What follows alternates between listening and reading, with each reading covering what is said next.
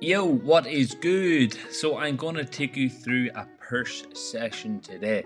So our first one here is the crucifix cable lateral raise.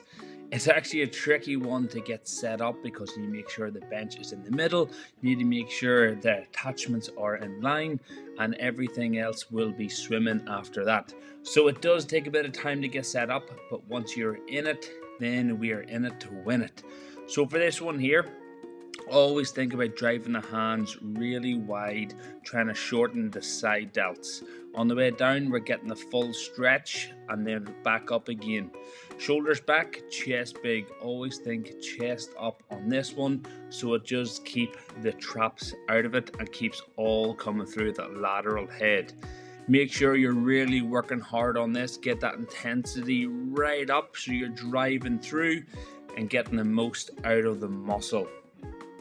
So our approach with this is to go for a few warm-up sets, and then we're going to go into a top set, and then we do a back off set. The reason behind this, treat your muscle like a sponge. You want to wring out all the energy in it and then drop the weight and then do the exact same again. So our next exercise is the plate loaded shoulder press. The same applies to this. We're going for a few warm-up sets or feeder sets, depending on what you want to call it.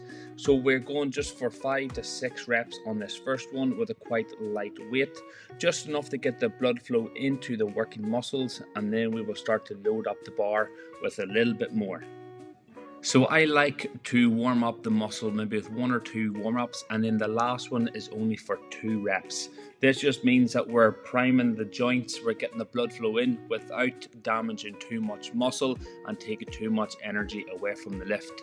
We're just getting that smooth control going through, and it's all nice and good. Now we're into our top set. I think this is 57.5.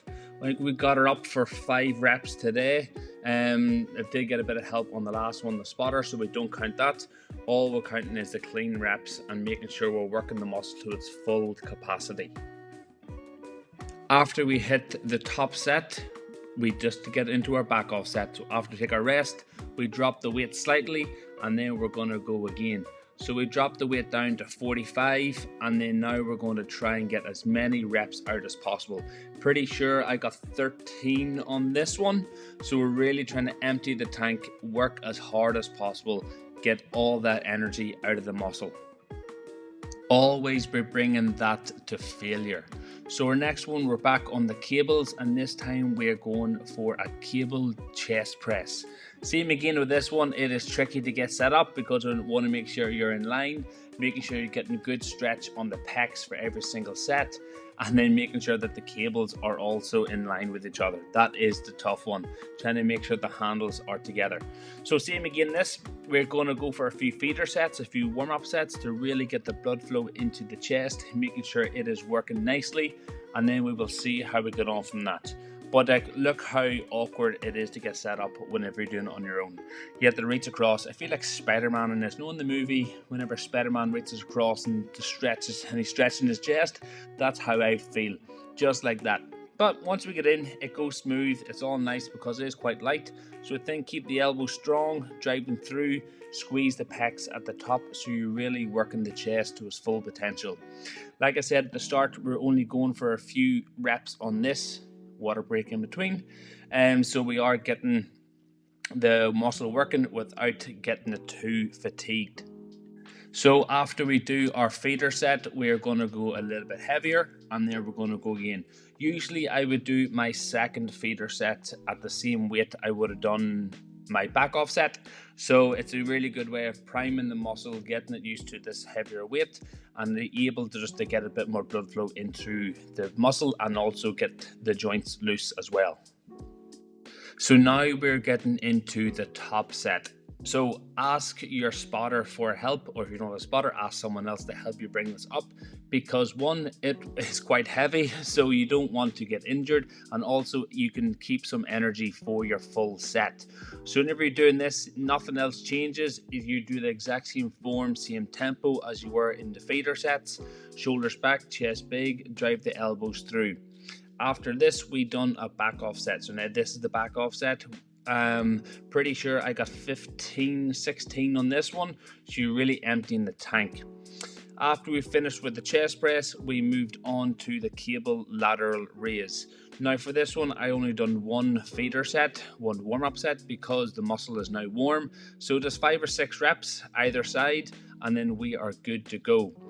Whenever you are doing unilateral work, always start with your non-dominant side first, because you want to make sure that is getting caught up with the dominant side and not vice versa. So now this is work going into our top set. So the weight is higher. Now we're going to really try and push as many as possible.